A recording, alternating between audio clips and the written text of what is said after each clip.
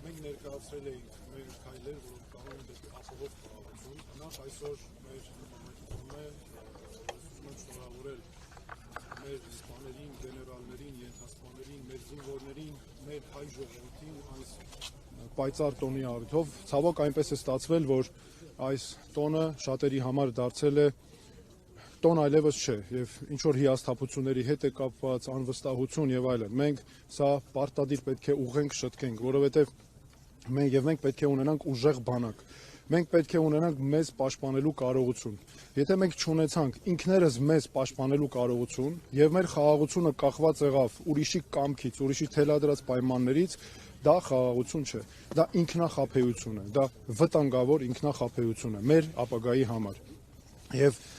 ոչ մի բան նշանակություն չունի, եթե դու չունես անվտանգություն։ Որևէ բան այսօրվա աշխարհում այնպես է, դու պետք է ունենաս ինքդ քեզ պաշտպանելու կարողություն։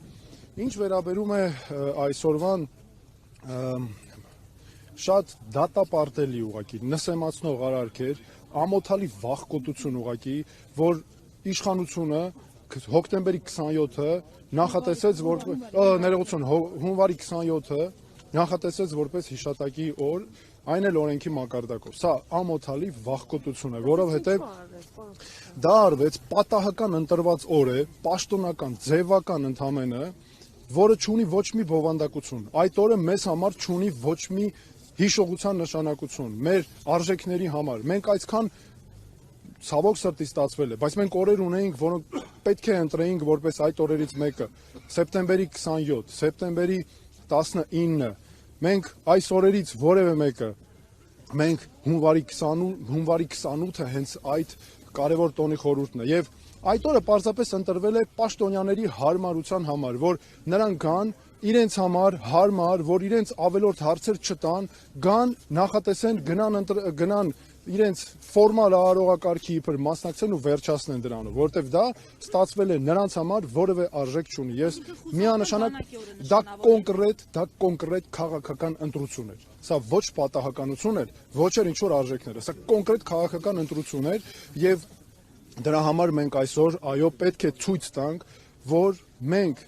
մեզ համար չափազանց կարևոր է հենց այս օրը, մեր նվիրական օրերից մեկն է, որը մեր ոչ միայն շնորհավորում ենք, փառք ենք տալիս մեր բանակին ու պետք է ունենանք այո ուժեղ բանակ, եւ այդ մեր ներկայացած քայլերը դրանից էր, բայց նաեւ մենք ցույց ենք տալիս, որ մենք հարգում ենք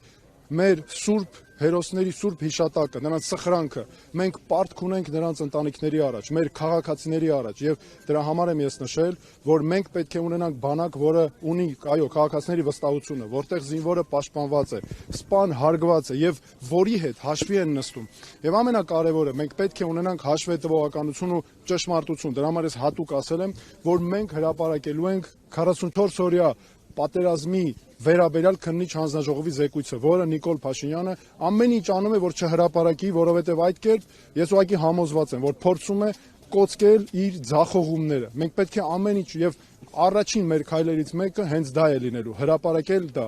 Եվ այո, այդ հանձնաժողովի զեկույցը, որ տեսեք, այստեղ հարցը չի այդ զեկույցը եւ պետք է անպայման ինչ որ եղել է, պետք է հրապարակվի, հասկանալ ամբողջությամբ բացելով, այո, որ մեր ժողովուրդը իրավունք ունի իմանալ հասարակությունը այդ ձախողումների պատասխանատվության հարցերի պատասխաններ, որոնք կարևոր են, եւ այն պատճառաբանությունները ժամկետը անցել է, սա է արել եւ այլն, դա ինչ պատճառաբանություն է ձևական, այն ահռելի մեծագույն համեմատած այն հարցերի, որ առաջ են եկել։ Այնպես որ սրանք նույնպես կարևոր հարցեր են։ 27-ի մասին խոսեցիք, ձեզ համար զարմանալի չի, որ այդ օրենքի նախագիծը զոհված զինվորի հայրերն այլ մշակի ԿՊԱ-ական։ Տեսեք, ես հարգանք ունենալով զինվորի սխրանքի հիշատակի առաջ չեմ ուզում այդ մասով առաջ։ Ես միայն ասում եմ սա ԿՊ իշխանության որոշումն է։ Սա ԿՊ իշխանության Նիկոլ Փաշինյանի ղեկավարությամբ քաղաքական կոնկրետ ընտրություն է, քաղաքական որոշում է։ Եվ սա ես նորից եմ ասում, սա ամոթալի վախկոտություն է, որ արել են, որը ընդհանրապես մեր հուշերի, մեր նշանակության հետ կապ չունի, որ սա հիշատակ չէ, որ նրանք արեցին։ Սա ուղղակի անհարգալից վերաբերմունք է։ Պատերազմի զոհերի հիշատակի օրն է եւ հատուկ օր չեն ընտրել, որ այսպես ասած տարանջատում չլինի, այլ ընդհանուր այսպես միասնական մեկ օր լինի։ Սա այնքան ծիծաղելի է ու այնքան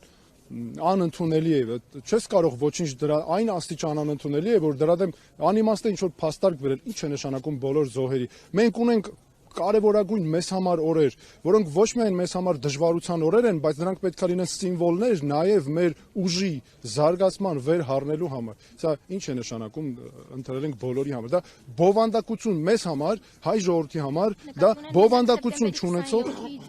Տեսեք, դրա համար եմ ասում, մենք դրանցից, այո, բայց մենք դրանցից այդ կարևորագույն այդ ջերմուկի վրա հարձակման օրը ունենք սեպտեմբերի 12-ը, 13-ը, մենք ունենք սեպտեմբերի 19-ը, սեպտեմբերի 27-ը, հələ տեսեք, բայց այս օրերը բոլորը այս իշխանության օրոք են եղել, չէ՞։ Այդ օրերը դարձել են մեզ համար ցավի օրեր, այս իշխանության օրոք։ Հիմա փոխանակ վերցնենք մենք հիշատակի օր դարձնենք մեր վեր հառնելու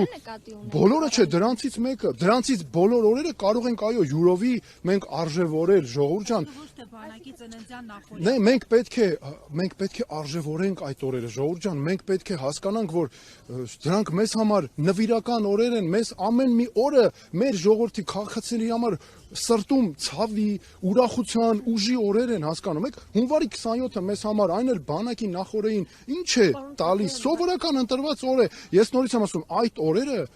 առաջ են եկել այս իշխանության օրոք։ Դրա համար ինձ սկզբում հարց տրվեց, թե ինչպես է դա հնարավոր անել։ Դա հնարավոր է անել բացառապես այս ընտրություններում նոր վարչապետ ընտրելու միջոցով։ Ես այսօր նվիրական օր է մեզ համար, այս մասով այսքանը կասեմ, բայց նաև կասեմ հետեւյալը, որ բնականաբար այս գործող վարչապետի ղեկավարությամբ այս իշխանության օրոք հնարավոր չէ այդ խնդիրը ապահովել։ Ապահով խաղաղություն դա հնարավոր չէ ապահովել։ Զինվորի հիշատակը միայն հիշատակի օր սահմանելով են հարգում կամ նրա հարազատները։ Նիկոլ Փաշինյանը օրինակ 3 էլի անվտանգության շքախմբով այստեղ էին, այդպես էլ ծնողների Դա դուք դրանով ծնողների աչքերին չի կարողանում նայել, ավելին ծնողների ազատ տեղաշարժն են եռաբլուրում սահմանափակում, այդպես են։ Անի դուք դրանով ապացուցեցիք իմ ասածը։ Ես ասում եմ, այո, դա տեսեք պատահական ընտրված օր է, բայց հատուկ քաղաքական ընտրություն է պաշտոնյաների հարմարության համար, որ նրանք իրենց համար գան, ֆորմալ իբր պարտականությունը անեն, այստեղ թողեն գնան, դա ավելի մեծ անհարգալից վերաբերմունք է։ Այո, դուք ճիշտ նշեցիք, որպեսզի նրանք չնայեն ծնողի զոհված զինվորի ծնողի աչքերի մեջ, տեղահանվածների աչքերի մեջ, որովհետև սրանք ամբողջը նրանց օրոք է եղել։ Դրա համար այս ընտրությունները կատարվել է ըստ այդմ։ Պարոն Թաքեյան, այդ օրը այսինքն հենց միայն նրանց համար են, որովհետև մենք նկատեցինք, որ երեք մի քանի ծնողներ են եկել պաշտպանելու իրենց երեխաների շիրիմները, որպեսզի իշխանականները չկարողանային իրենց խոսքերով ասած մոտենալ եւ փախցել, եւ նրանց գնալուց հետո անգամ այստեղ մարդաշատ չէր, ինչպես այսօր։ Տեսեք, այո, բայց ծնողները ինքներդ եք ասում, ինչու էին եկել, չէ՞։ Եվ պաշտոնյաների դա բնորոշումը շատ պարզ է, ժողովուրդ ջան, դա պաշտոնյաների հարմարության համար, որ նրանց ավելորդ պատասխաններ չտան, այստեղից էլ բխում է ինչ, որ նրանց համար այս օրերը չեն հետաքրքիր, այլ քաղաքական շահը ինչպես կոծկել, խնդիր չառաջանա, ինչպես իրենց սխալները կոծկել։ Սրանք կարևորագույն բանալիներն են, որ մենք պետք է տեսնենք նրանց վարքագծի մեջ։ Այսինքն դուք եք կարծում, որ այս քայլը Արցախի հարցը կամ ընդհանրապես Արցախի վերաբերյալ որևէ դրվագ մոռացության տալու համար է, ինչպես որ քննադատում այս իշխանությունը պատերազմ է հայտարարել մեր պատմության դեմ։ Դրա համար եմ ես ասում, առաջին քայլերից մեկը պետք է լինի մեր պատմության դեմ պատերազմի էջը փակելը։ Մեր պատմության մենք որպես հզոր ժողովուրդ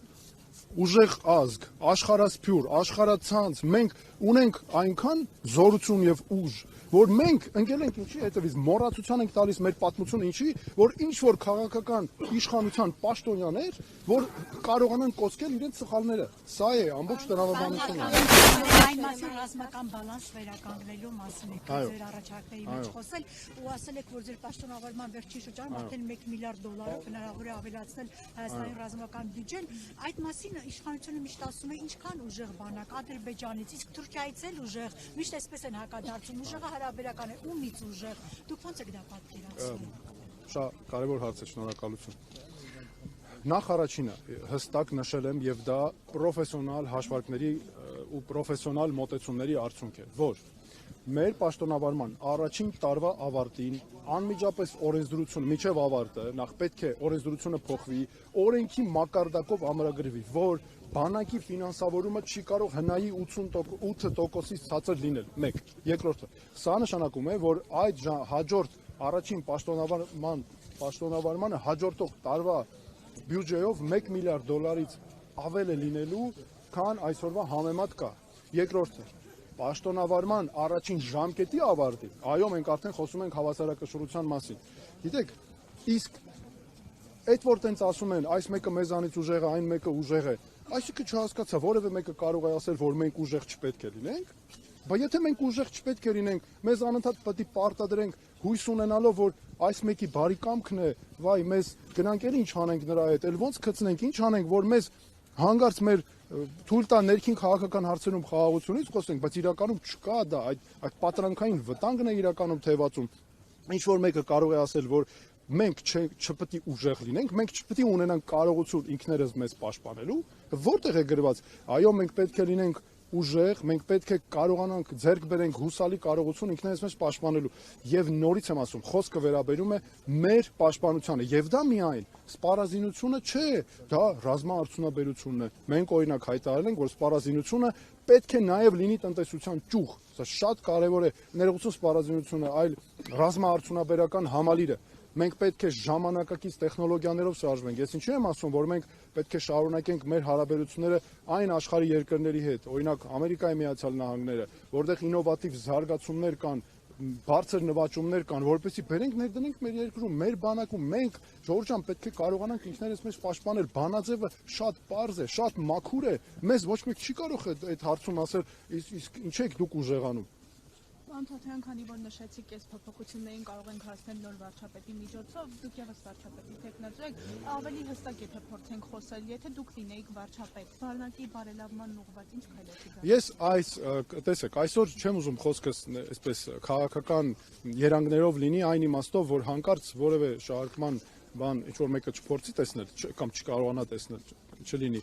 Ես հստակ ասում եմ, այն 4 քայլերը, որ մենք հրապարակել ենք, դրանք մեր բանակը ուժեղացնելու, մեր երկիրը, մեր խաղաղությունը ապահովելու ճանապարհն է, որ առաջ ուղղակի ամբողջը ներկայացրի։ Պարոն Թաթարյան, ինչ քննարկումներ կան մասնակցության ֆորմատի հետ։ Ներեցեք, դրա մասին առիթներ կունենանք շատ խոսելու, այսօր ուղղակի ես կարծում եմ մենք պետք է մեր խոսքը մեր գործը նվիրենք մեր բանակին, նաև հարգելով հարգանքի տուրք մատուցելով մեր հերոսների սուրբ հիշատակի ու սխրանքի առաջ մեր զոհվածների ծնողների նաև հարգանքը մատուցելով եւ նրանց մենք պարտք ունենք տալու այդ իսկ պատճառով այդ թեմաներով երևի հաջորդ մի ուրիշ անգամ խոսենք։